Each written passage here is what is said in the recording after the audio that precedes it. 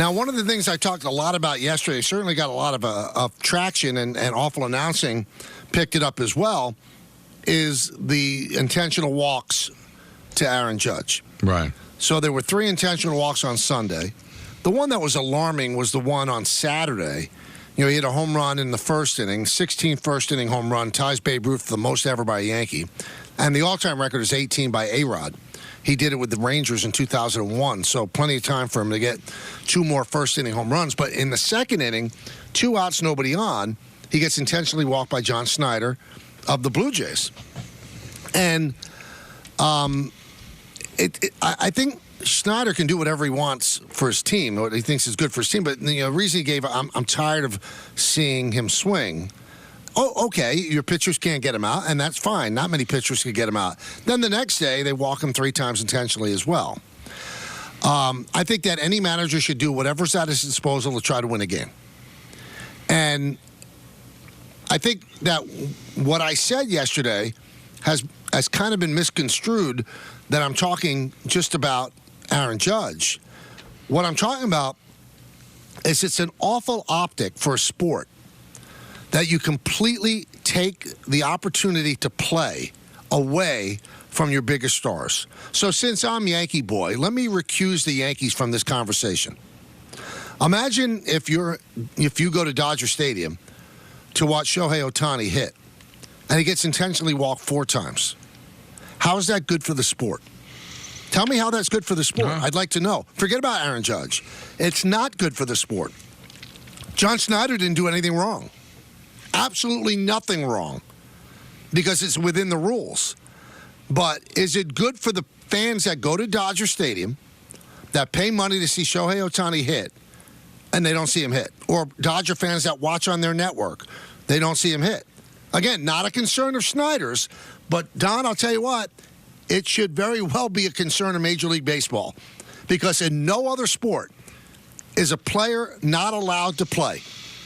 Like if you're playing the Chiefs, a coach can't say, you know what, Mahomes can't touch the ball in the fourth quarter. It would be unheard of. Now, you could blitz him, try to get him out of his game, and then let his greatness take over. Same thing with Steph Curry. You could double team him, but he can have the ball in his hand. You can't say you can't touch the ball in the fourth quarter. So when your faces of baseball, your Ohtanis, your Trouts when he's healthy, your Julio Rodriguez in Seattle, your Aaron Judge. Now, Aaron Judge is the face of baseball and one of the best shows in the game, and you just intentionally walk him. There's something fundamentally not right about that. Again, not a Yankee thing, and anybody that looked at it as saying, I'm just saying it because of Judge, clean out the wax in your ears, okay? That's not what I said. I'm saying baseball in general, it's not great when you lose the entertainment value of a game. The entertainment value is to see Aaron Judge hit, to see Ohtani hit, to see J-Rod hit. And if you take that away, that's not great for the sport. And I don't know the solution, Don, but I know one thing. It's not great for the sport. No, it's not. And if you invented the sport today and you presented this design to people, the first thing that they would say is, well, you're telling me the star of the team only appears 4 times? And 3 of the times he doesn't do anything. We got to find a way to be able to promote the stars. That's what sports is supposed to be all about, right? I mean, at the end of that Game 7 between the Panthers and the Oilers, Connor McDavid was on the ice for almost the entire last 10 minutes. They were trying to get the tying goal, and you got to see the best player on the planet play in the biggest game of the year. Half the game, which is better than how much you play, less than a quarter of the game in baseball, and you're a slave to the history of it. Well, you've already made changes with the Manfred man at second base and the universal DH and universal interleague play, and so you've made changes. You can't, even if you outlawed intentional walks, you're still going to pitch around them. So the only way you could really solve the problem, I was thinking about this when you were talking about it yesterday. Is everybody right? No, I just almost dropped my iPad, but I got it. Okay, as long as you're good. Is what if you came up with something where once or twice, a designated amount of times, you're able to stray from the batting order? Meaning, hey, I've decided that one of my 2 designated times I'm going to have Aaron Judge back to back. And we'll get somebody off the bench to run from him if he gets a hit or something like that. Find some way, like after the 7th inning, you're allowed once or maybe twice during the course of a game, where I could say, you know what, I want Aaron Judge up in this particular spot for us. Would that be something? Would that take too much away from the integrity of the game? Because you can't outlaw the intentional walk, Michael. They just pitch around them. All right. You don't have to do the intentional walk. You give him 4 pitches you can't hit. So there's really no way you could do it. But at least you could have the optics of him. You know, he could chase a pitch if he wants to. If he wants to. And if you make a mistake with your waste pitch, he could actually hit it. But I said this yesterday, a fundamental flaw in baseball is that your best players are not there in the biggest moments of the game, the way the lineup plays out. And I've thought this for a while. The Dodgers, it's the 9th inning. They're down by 1 run at Dodger Stadium, and they have the bottom of the order coming up. Why can't Dave Roberts say, you know what? I want Mookie Betts, Freddie Freeman, and Ohtani to come up? Because in any other sport, who had the puck at the end, or is trying to get the puck? Connor McDavid. Yeah. If you're playing the Warriors, you know that Steph Curry's going to have the ball in his hand. If you're playing the Chiefs, you know that Patrick Mahomes is going to have the ball. And I know in baseball, for many people, it's like church. And if you change something so drastically, it is like a desecration of church. It's got to change before it kills itself. You've got to do dramatic things to change this game. The best hitters in the game should be up in the biggest moments. The other team's allowed to bring in their best reliever. Why can't you have your best players up? And also, Michael, how about this? Like, why can't you change the rule of substituting a player back into a game?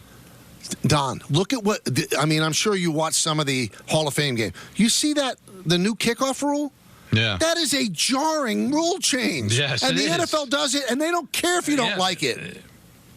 And you'll eventually fall in love with it because whatever they're doing is trying to make it better. They don't feel like, well, this is the way that it's always been done. They were the first really to be open to making changes. And then hockey obviously did it out of necessity because of the lockout. The NBA has made changes too. And you know what? The closest thing to what they did to Judge, right, is the Hack-a-Shack. The NBA changed the rules. Right, exactly. And that's now if you wanted to, all right, like you said, all right, the intentional walk, you don't throw any pitches. Outlaw the intentional walk. At least make me maybe I make a mistake. Maybe I throw it over the plate. Maybe Judge decides to chase one that's too close to the plate. That's an easy thing to do. I don't think anybody would complain about that. Bang, done. But what about instead of the stupid Manfred man? If you really wanted to promote the game of baseball, Michael, what if in extra innings you can bat whoever you want? I like that. Wouldn't people really be excited? Like everybody's trying to capture the red zone, right? Like everybody's trying to figure out the beauty. All sports have tried to figure out a way to capture what the NFL's been able to do with the red zone. Can you imagine how interesting it would be if a game went to extra innings? Wouldn't you automatically turn it on knowing that the best players in the game are guaranteed to bat multiple times? Carlos Mendoza is going to send up Lindor, J.D. Martinez, and Alonso in the 10th inning. Isn't that better than a fake man at second base? Or you can even have the option of, you know what, it's the bottom of the 10th inning, I'm going to have Judge bat 3 times. And if he happens to get on, then we can use anybody on our bench to run for him. Aaron Judge is going to get 3 cracks here in the 10th inning to break this 1-1 tie. You tell me you wouldn't be captivated by that. And for the few people to be like, they're destroying my game of baseball, I'm sorry. You've got to figure out different ways to get people interested in what's going on. You've got some built-in things like the no-hitter. Like they find out Snell's got a no-hitter going. Let's go check out the end of it.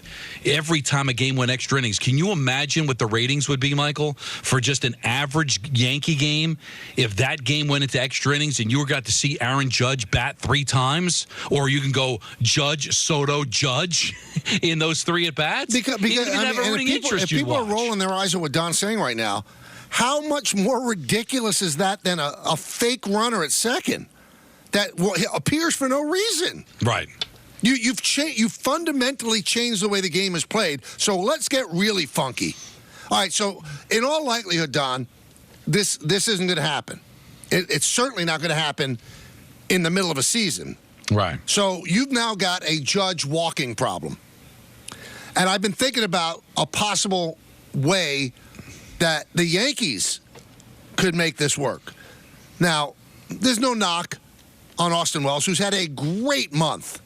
But there's not a player in the game that you'd rather pitch to Aaron Judge than that player, except the guy who's hitting in front of him.